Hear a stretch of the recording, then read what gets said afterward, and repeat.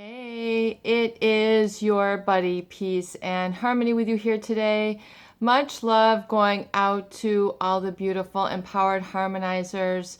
And before we get started on today's topic, I just once again want to give a huge shout out to those of you who have recently donated to the channel. Thank you so much for your contributions, sharing your specifics of your stories to me, and letting me know that the points that we discuss are salient and that they really hit home. So thank you so much for your contributions. You really do help keep the channel alive here. And it's really for viewers like you all that I keep this content flowing and to provide a service to those in need. So thank you so much. It's an honor and a privilege. And I really want to zoom in and focus in on a very important topic, and that is really when you decide to make the big step, the leap of faith, the big moves, the radical action. The time is now. It's full throttle forward when all of a sudden all of the gears begin to work together and you feel that you really ultimately need to make a big change. And getting the courage, the audacity, the freedom, and the certainty to know that you are doing the right thing. Oftentimes it can be the largest or most important decision of a lifetime is to let go of the pathology and recognize the pathology that it has incurred or created in you, because really your vibe attracts your tribe. So if you find that you're around a lot of manipulators, you are going to begin to become affected, and oftentimes in a very adverse way, and it's going to create a pathology within you.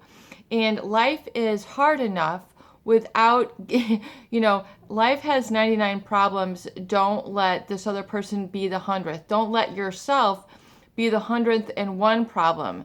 In other words, how do you really move forward, make that big leap of faith, where you have an energy shift? All of a sudden, you're like, no more. This is no longer me. In other words, it's your soul beckoning out to you. I'm no longer the victim. I'm not this identity. This is not me. And you really have almost like a rage that might startle you or shock you, or you feel that you're making maybe some very risky decisions or things that might be difficult for you to face.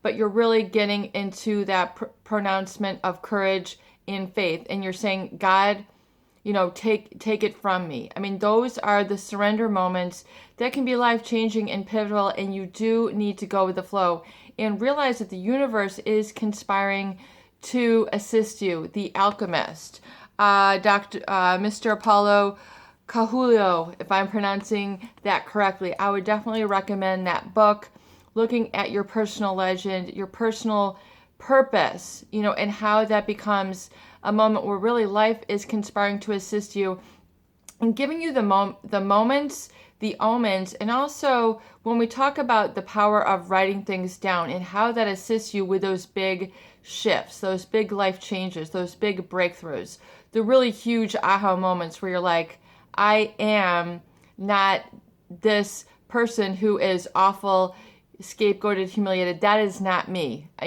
You've got like news for the world. You've got news for everybody and everything and every fiber of your being. And it can be a very emotional challenge, but this oftentimes is your personal legacy. It is it's a very personal, unique and individual original journey that really comes to open up and knock at your heart's door when you really begin to make that moment and realize that those moments, oftentimes the lowest, are reaching because you're in touch with the highest. It's like that flip-flop. You think that you're in the valley, but you're really looking up at the heights. You're really in touch with the proper road moving forward. And to understand that oftentimes the difficulty is because the individuals with whom are manipulative, oftentimes those people are inassailable. The Sociopath Next Door, Dr. Martha Stout, discusses in her character study of a man who she calls Skip, who's a CEO of an organization. And eventually he's been heartless his entire life. He used to blow up frogs. He cheats behind, in business, his personal relationships, but he is inassailable. He is beyond reproach. No one ever doubts him. In fact, things just keep getting better and better for him despite, his unethical nature. his unfeeling nature, his loveless nature. And it is oftentimes this difficulty which we continue to try to press onward to prove that we were right, to prove where someone else was wrong, to assail against the manipulative individual. In other words, use logic. Don't you see where we're good and good here? Don't you see where this worked out here? Don't you see where we're perfect? Don't you see, don't you see, don't you see? These are losing arguments with these types of individuals, and you're just entering into essentially a boxing ring with yourself. You're going to tire yourself out trying to convince them or convince yourself that you belong together and that you should work it out, even though it can be as profound as splitting ways, moving your location, changing your address, changing your 411, changing everything about you, wiping your slate clean. This can be oftentimes the beginning of a new identity, and it's very, very exciting, very scary, but really very exciting when you enter onto this journey, when you say, I need help. This unassailable character, I am no longer being character assassinated by being in proximity with this individual. I am out of here. So those really hurtful moments are actually your breakthrough moments. It's going to allow you to have the energy shift, the identity shift that you need, because you're telling your subconscious mind, and you're utilizing the science of epigenetics, Dr. Bruce Lipton, in the study of perspective and neuroplasticity. You're giving your mind and body a chance to reset itself, create a new pattern, and create a new loop. And in other words, rather than staying on the same beaten path that you have been on with this person or this identity or this pattern of self-limiting beliefs, it's like a repeating loop. It just perpetuates again and again. It's a pattern in your life, in your feeling, in your thoughts, in your behaviors that just continues on and again. But until you break that cycle, you're going to continue to get the same results. You're going to get the same fights, the same disappointments, the same low energy, depression, wondering why me. And until you really take responsibility, take life, in your hands and saying, it is up to me and I can do it. Even though you've maybe never done it before, the time is now. No matter what your age, you can make the change. You can establish credit on your own. You can pay your bills. You can look at life through the glasses and the perspective that you want. You can work for it. You can fight for it. You can get there. You can have it. You deserve it. Just because, if you look at it really kind of like a temporary setback, even though it might have been a very long temporary setback, it is temporary in nature. The true spirit in you is peeking and prying through. It's trying to break through. And even though it's been, there's been a lot of bedrock that has been holding you back, a lot of resistance, it's really those big life-changing moments, which are, a lot of time, often, days, weeks, and months in the making, where eventually you break through and you get a burst of energy or a burst of emotion, and you really are at the roots of change. And then you're going to begin to have new feeling patterns. So when we talk about the healing and making those big changes, even though it's oftentimes contradictory in nature, in other words, the very thing that you have been avoiding is the very thing that will set you free.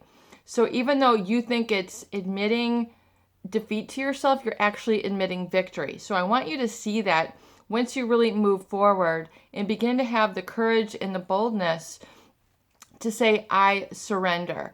And to realize that the problem that this individual oftentimes who's hurt you is beyond reproach. They're beyond questioning. People say, well, they've got this and this and this. It's not their problem. So they're not going to be responsible and accountable to you the way that you need. It's just not their nature. It is not their constitution. It's not how they're hardwired. So you're setting yourself up for failure if you're going to try to change them. And, you think, but it would make sense. We have all this information that would show we got together here or this and this. You have to let that go. Give up the necessity of trying to be right and begin to surrender. Begin to just say, despite the time, despite the money, despite the energy, I give up. I surrender.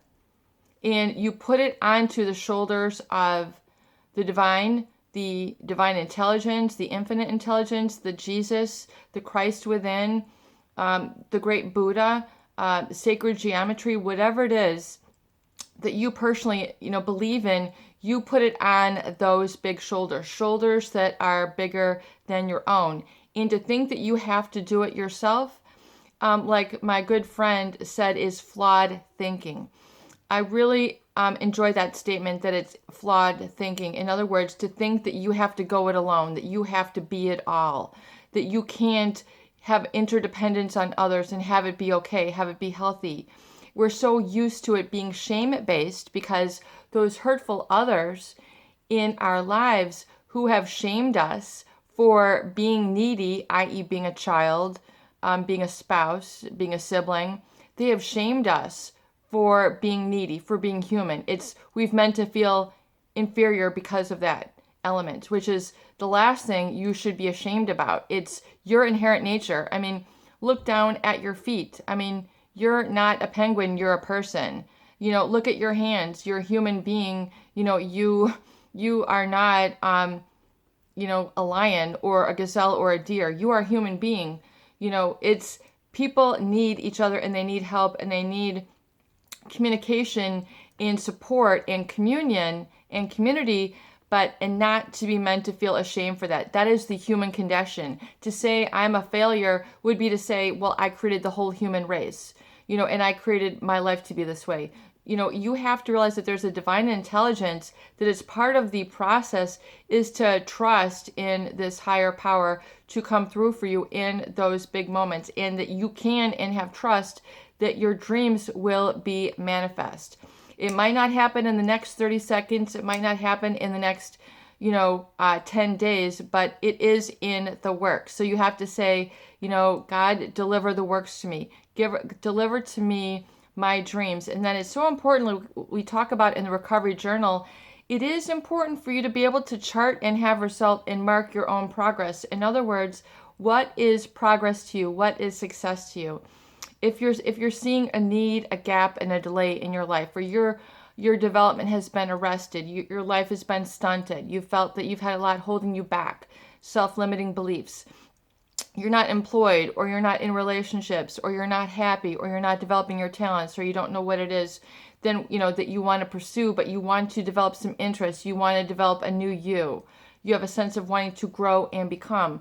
Well, then look at the trends within your own life and take a bit of time to see, okay, how can I look at what I've really been trending for in my life, if I can articulate that and see a thread of consistency, and continuity behind from my past.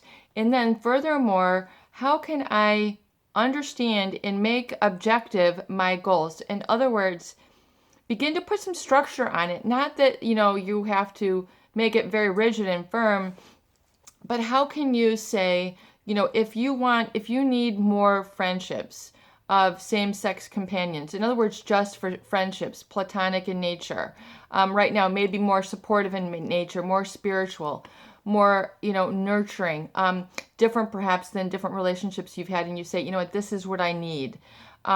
This is really where I'm at in my life, and that is okay. So you might say then for a goal or an objective, once a month, I'm going to make and create a new friend. Make that your objective, write it down.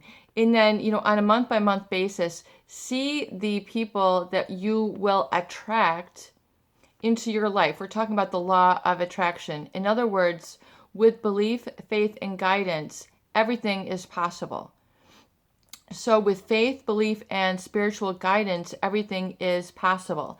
So you can make that an affirmation, and you can also make that a goal or objective, and then look forward. So, we're almost coming up into April 2018 here. So no matter what time you watch this video, look at the month by month segments and say, okay, this month I want to find a new organization to find as a support group, and I'm going to go on to meetup.com, and I'm going to go and actually attend a new event or a workshop, or I'm going to start classes at a junior college, or a community center. There's something that I'm going to do, the YMCA, the YWCA. I'm going to go and reach out to a local organization and become enlisted, become part there, and part of a participant. I'm going to take a class, or maybe your goal is to become better informed, or read a book, or have a friendship. Write it down. I'm going to read one book a month. I'm going to read one book a week. I'm going to make one friend a month. Make realistic goals. And those realistic goals will bring you to those big aha moments where your life is changing rapidly. You feel the energy surge. You feel new. You feel alive. And realize that the iciness, what I'm calling, and also Dr. Martha Stout calls the iciness of the psychopath, the malignant narcissist. In other words, there's not going to be any feeling there. So you might feel a bit of a loss, a gap, sort of a deadening within yourself regarding that. That is okay, because that is the inassailable icy part of them. These people do whatever it is required, but it's not that they're working hard. Yes, they can be hard workers, but the problem becomes in truly psychopathic individuals that everything must reflect back to them. In other words, it's not for the good of all. It's usually for the good only of them, or there's something definitely in it for them that's always been to their advantage, and they're always wanting to get credit. It's a game. It's a win for them. Everything is spinned for the betterment of them. It's very strange. And this iciness, this coldness is part of it. So this can be part of why it feels so difficult to make those big leaps, is because oftentimes these individuals are without reproach. They are not questioned. They have this sort of charm that you feel very kind of glued to, or a charm that is a je ne sais quoi. You don't know quite what it is, but you feel an inextricable sort of attraction, and it oftentimes can be their gaze. They can have a very piercing psychopathic gaze, and if you look, at pictures, they're smiling, but their eyes are not. So it's kind of like this. Like they can be smiling, but their eyes are like icy or steel. Like there's no expression, there's no warmth. You will really be able to identify this, and it can be very scary, but this is just how these people are. And when you let go of their mask, you let go of your mask. When you let go of their pathology, you let go of your pathology. When you let go of their loss and hurt and profound, deep, inflicted wounds that they have created in your life, you let go of that hurting tool. You let go of that manipulation. You let go of that manipulation to continue to hurt you as an after effect. In other words, as soon as you let that go, you will stop the hurt. You'll stop it from continuing. You'll have that as a memory. You'll have that as perhaps one of the hardest rock solid lessons that you've ever had, but you will not be perpetuating the hurt in your life even after they're gone, once you let it go. This is your body, peace and harmony here today. I hope these videos do help. Please share and please subscribe for more great tools, videos, discussion, and support.